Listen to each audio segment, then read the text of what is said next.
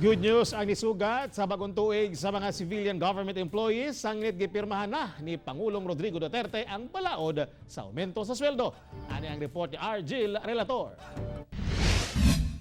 25 katuig na sa serbisyo, isip teacher si Ma'am Maria Teresa Reyes.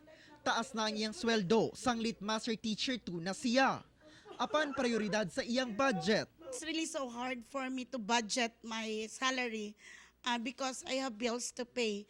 Ang house, ang electricity, ang water, o ang mga pagkaon.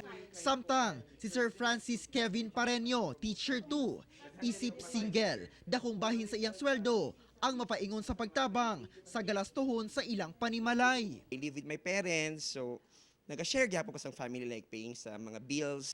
Gipirmahan na ni Presidente Rodrigo Duterte ang balaod sa pagpatuman sa 5th round ubo sa Salary Standardization Law sa tanang civilian government employees, lakip ang nurses ug teachers.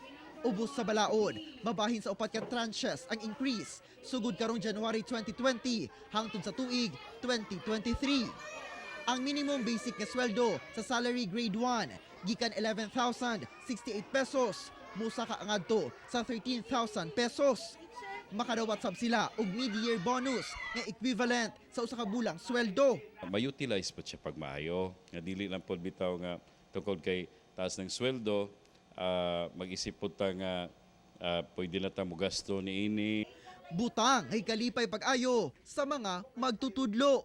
Salamat kaayo kay iyahang nahatagan na jud ang promise nga iyahang giingon. Dako na siya katabang gihapon sa tuang pamilya. Kauban si Jojo Solarte sa kamera. Ako si Argil, relator para sa One Mindanao.